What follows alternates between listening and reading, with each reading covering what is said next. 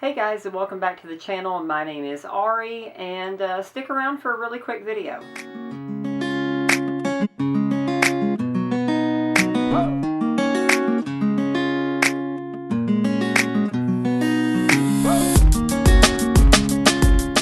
Okay guys, so today's video I want to talk a little bit about something really personal to me and something that has been a bit of a challenge. Right now I'm on my staycation, as I like to call it. I'm just going to plan on just kind of doing a time to be at home and do some spring cleaning. Okay, it's a little early for spring cleaning, but that was the goal.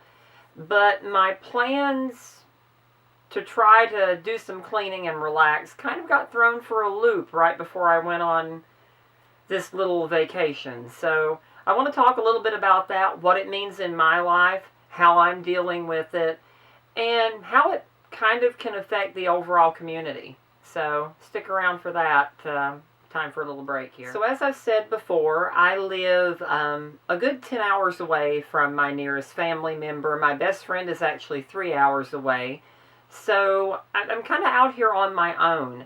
And then I just recently found out that in 2 weeks, I could be out of a job after spending 13 years going on that, working for the job. And I'll be honest with you, I'm trying to hold things together for a video, but I haven't been doing the greatest with that. It's incredibly scary. It causes me to panic, and I don't know what it's going to mean for me. I'll manage to get through, but of course, you know, no job would mean my insurance would be gone, which means real complications for my checkups, for my therapy, for my hormone replacement therapy, for the future of what I was looking at. So it's definitely thrown things into a bit of a loop, and I'm really not going to know what's going to happen until 2 more weeks. So it's kind of hard information to sit on. But you know, more than how it affects me, I'll pull through. Like I said, it's difficult, and I'm definitely in a really low spot, and I've had to try to drag myself out. But I'll pull through. But I want to talk a little bit more about how that actually impacts a lot of people in the community when that can happen to them. And some of the things that scares me about possibly being out of work as a trans woman and what that actually can mean.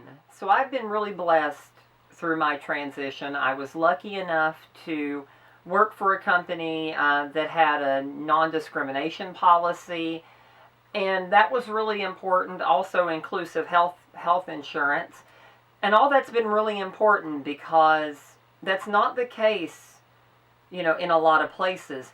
My state, like many states throughout the country, offers 0 employment protections and 0 protections in health care.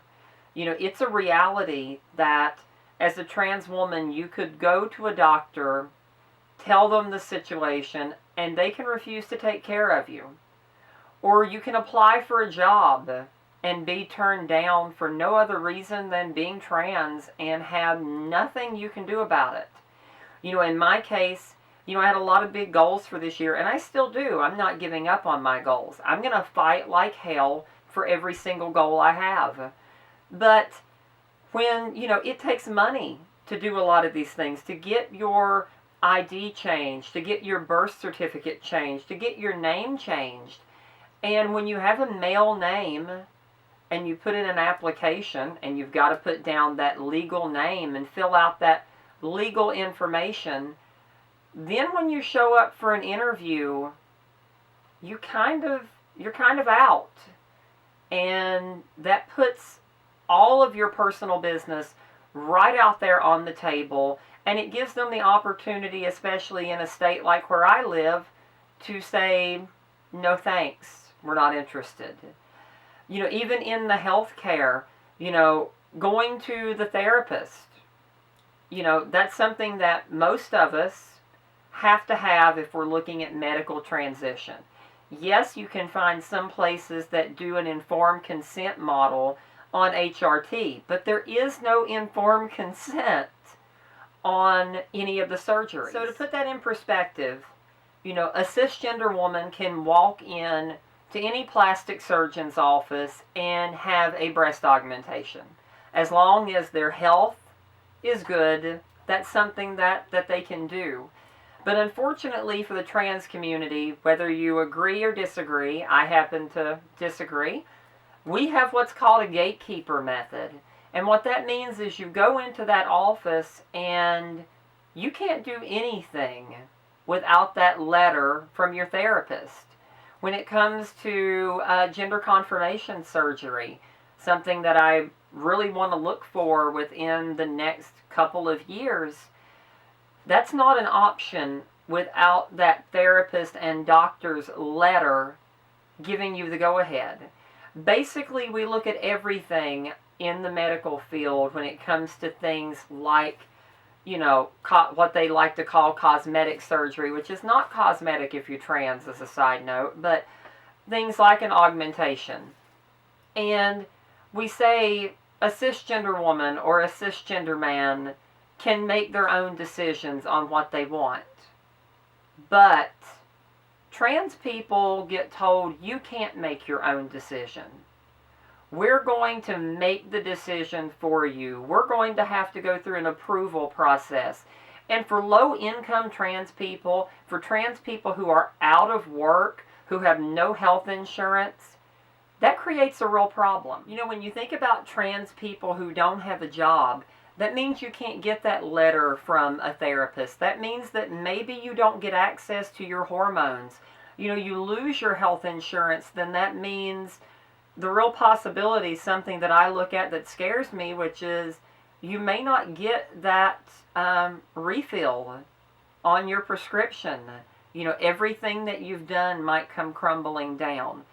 And what a lot of people don't realize is they see hormone replacement therapy or gender confirmation therapy, you know, the various surgeries that a trans person might look at, and they see all of that as cosmetic non-necessities. But for a trans person, it's life. You know, I couldn't imagine having to go back, having to lose everything, having to go back into the closet and pretend I'm someone that I'm not on a day-to-day basis, and deal with losing every bit of progress that I've made over the last almost 6 months. I can't go back. I won't go back. But it's a serious problem that a lot of people end up facing.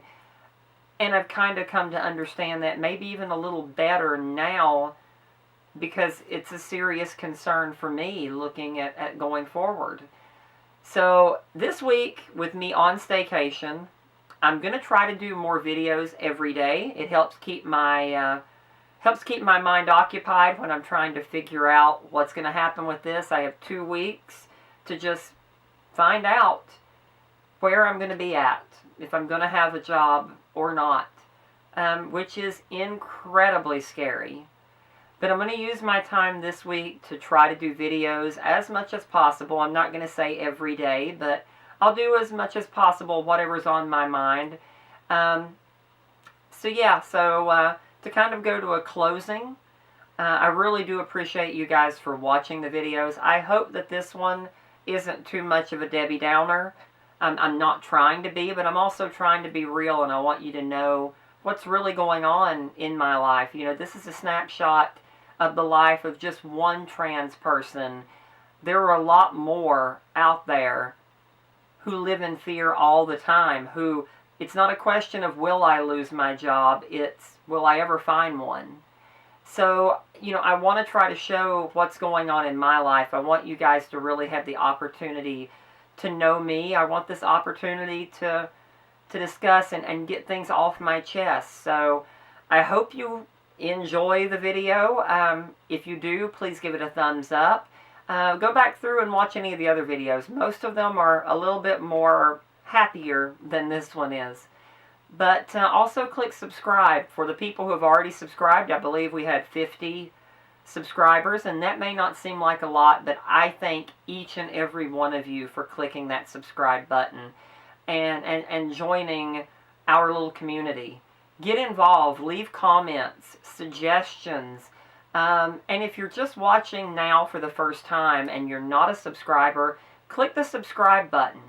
We'd love to have you, and I'd love to have your ideas. I want the channel to be what you're looking for, and I'm looking forward to hopefully an exciting future with this, that I can continue to document what's going on in my life. So guys, in closing, my little quote from Kesha: don't let the bastards get you down. Life gets complicated, life gets messy, and all you can do is push through. I'm trying to push through now. You can do it. We can do it together. Just hold out hope. If you are a person of faith, I definitely do ask for your prayers right now that things will get better and this will work out. If you're not a person of faith, that's cool too. No judgment here. But, offer those positive thoughts. Work for the community. Keep in mind what's going on in the trans community and continue to push for greater acceptance in our community, for greater access to health care, employment rights. Do what we've got to do to try to make the world better for the next generation.